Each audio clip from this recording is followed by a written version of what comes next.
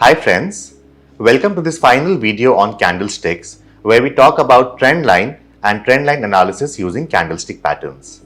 So let's start by looking at some examples and try to understand how we can use candlesticks to our advantage when we are doing trend plotting on candlestick charts.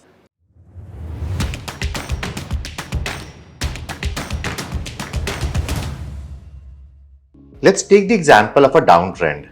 On my screen, I have the chart of TVS Motor on a monthly time frame, and as we can see, in this zone, we have a visible downtrend where new resistances are created and old supports are being breached. As you can see around the end of this downtrend, we have a hammer candle which has formed.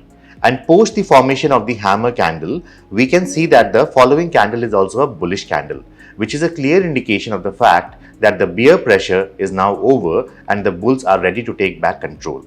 And as we can see, the stock has started going up, forming a higher top, higher bottom, higher top, higher bottom formation. If you are following classical Western techniques and just using your support and resistance for entry and exit, then you might have taken an entry at around 500 odd levels.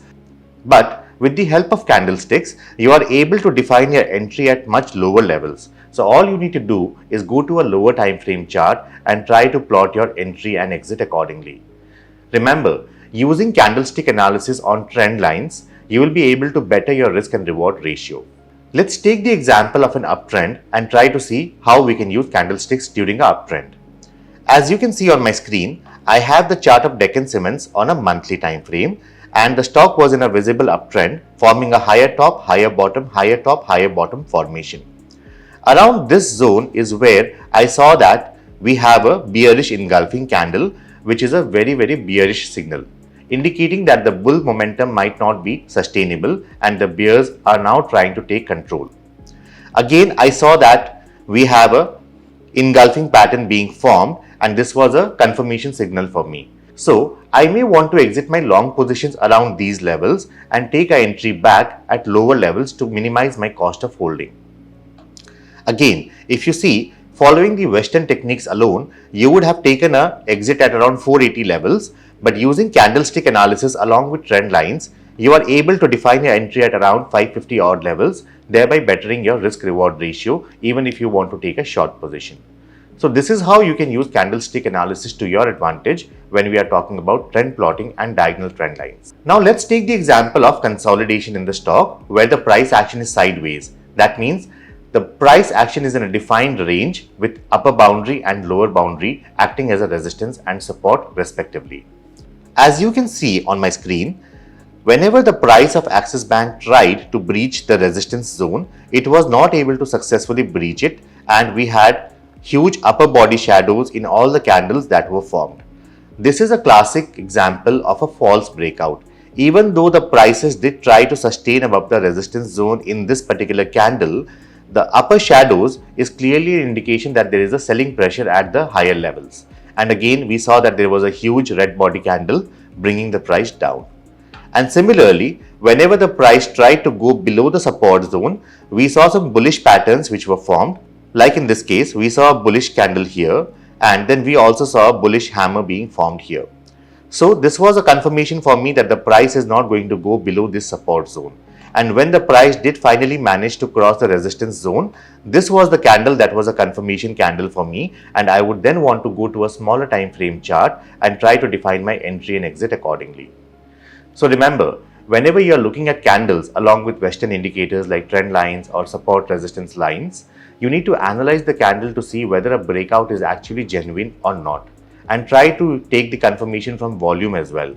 Whenever you have big body candles or candle formations which are reversal or continuation in nature, if they are accompanied with huge volumes, that is always a positive sign.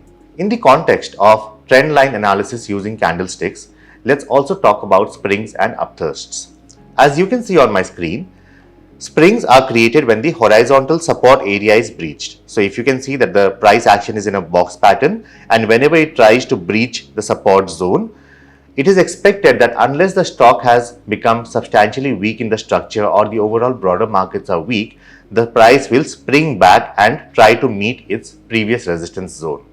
The new lows are not sustainable because the bulls are back in the game and they try to overpower the bears. So it's a momentary change in the sentiment of the stock, and if the broader markets are not confirming to that sentiment change, then there is a high probability a price will go back to its previous level. As you can see this example on my screen, I have the chart of Fertilizers and Chemical Limited on a weekly time frame. The price did try to go down below the defined support zone, but this price action was accompanied with a hammer formation followed by a bullish harami pattern, which was a clear indication of the fact that the price is ready to spring back and it is going to retest its previous resistance zone. And that is what happened as we see in the chart. Now talking about the opposite scenario of springs, which is known as upthrust. In this case, your price tries to breach the resistance zone, but if the broader markets are not strong enough, then the price will come back to its original level. As you can see on my screen, I have the chart of Bank of Baroda on a weekly time frame where I have drawn the resistance line and the support line.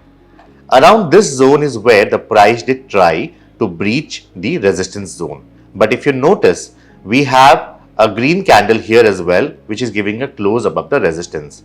But this candle has a long upper shadow as well, which cannot be ignored, which means that there is a defined selling pressure at the higher level, and the immediate next candle that was formed was kind of a inverted hammer candle, which is a bearish candle. Hence, it was clear that this upthrust is not sustainable and the price will eventually go back down in the support and resistance zone, and that is what we saw. And when this resistance line was eventually breached, it was breached with a huge green body candle, which is a confirmation for me that this breach of resistance is a sustained one and the bull pressure is there and they are able to overpower the sellers. So friends, this is how you can use candlestick analysis along with trend lines and your support and resistance lines to better your risk reward ratio in your trading and investing journey. Thank you and good luck.